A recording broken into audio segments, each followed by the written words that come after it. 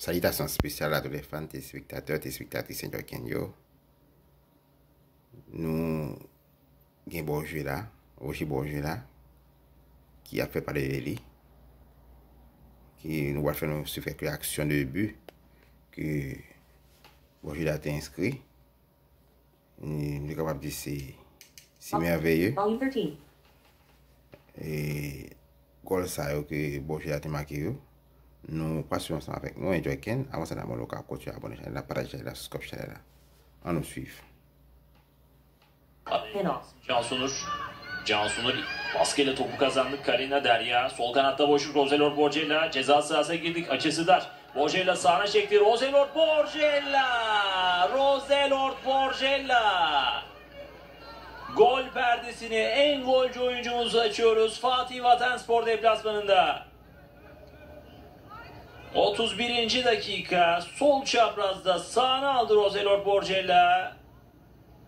Ve topu da ağlara göndermeyi başarıyor. İşte bir kez daha izliyoruz. Karina Alkov'in yaptığı baskı. Cansunur topu uzaklaştıramadı. Derya soldaki boşluğu görüyor. Borgella karşısında Meluta var. Sağına aldığı uzak köşeyi müthiş gördü. Ve 1-0 öne geçtik Fatih Vatanspor deplasmanında. Golün ardından teknik ekibin ve yedek kulübesi güzel ortasını yaptı. Yine sekti savunmadan. Uzaklaştırma çabası. Bu arada bir vuruş penaltı. Penaltı. Olkovic girdi araya aldı penaltıyı. 13. dakika. Rakipten önce topa dokundu. Darbeyi aldı, penaltı kararı geldi. 13. dakika. İşte orta bakın böyle sekiyor. Savunmanın bir anlık tereddütü. Olkovic araya girdiği anda. Bu temas yerde kalıyor. Heidi Ruth orada penaltıya sebebiyet veren oyuncu. Fenerbahçe penaltı kazandı 13. dakikada. Roselor Borgella topun gerisinde. 9 golle Fenerbahçe'nin en golcü ismi. Dakika 13 ağzında. İyi başladığımız mücadelede 1-0 öne geçmek istiyoruz. Bediran Gökdemir işaretini vermek üzere.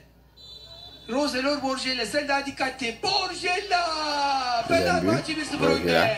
14. dakika. Fomgel karşısında 1-0'lık üstünlüğü yakalıyoruz.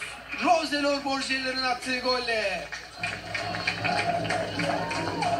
İşte Haitili dostlarına gidiyor, vatandaşlarına gidiyor. Onlarla bu gol sevincini paylaşıyor. Roselor Borgella Fenerbahçe'ye sezon başında geldi. Gerçekten çok yetenekli bir oyuncu. Bu sezon Fenerbahçe formasıyla 10. golünü atıyor. Ve çok önemli bir maçta atıyor. Fomget karşısında 1-0'lık üstünlüğü yakalıyoruz. Penaltıyı işte böyle golü çeviriyor. Olkovic'i de ayrıca kutlamak lazım. Çabuk davrandı. Orada Heidi Ruth'u hataya zorladı. Penaltıyı kazandırdı. Borgella da gol attı. Hakemden işaret bekliyoruz. İşaret geldi. Roselor Borgella köşeye bıraktı. Fark 2'ye çıkıyor. 60. dakika. Fenerbahçe rahatlıyor. Roselor Borgella'nın golüyle durum 2-0'a geliyor. Haitili oyuncu işte taraftarlara koşuyor. Onu hiçbir maçta yalnız bırakmayan Haitili taraftarlara, dostlarına gidiyor. Karşılaşmanın 60. dakikası. Borgella'nın bu sezon Fenerbahçe formasıyla 9. gol oluyor bu. 60. dakika. Fenerbahçe A-Ligi karşısında fark 2'ye çıkardı. Olkovic İlk golü attı, ikinci golde penaltıyı kazandıran isim oluyor. Elle müdahale sonrası Berat Osmancıklı penaltı noktasını gösterdi. Borgella topu köşeye böyle gönderdi. Fenerbahçe 2-0 yakaladı haftanın maçında.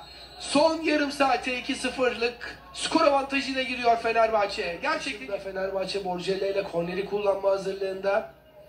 C'est une troisième action que Borgella sous une corner là. Paslaşarak kullanıldı yine Marta'dan Borgella'ya. Borgella yine ortaladı ceza sahasına doğru. Yağmur'a gelmedi. Boşta kaldı. Sert vuruş ve top ağlarda gol. Şey yapılamır.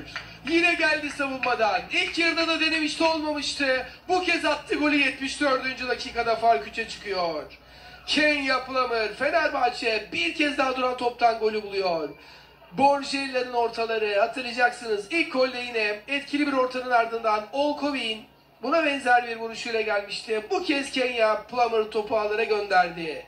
Fenerbahçe 3. golü buluyor ALG karşısında. Réaction passée, enjoy quem toujours là pour Jamaikalı nous suivre. oyuncudan güzel bir gol ve Allez, continuez à Fenerbahçe abonner à la chaîne, tarafında la subscribe.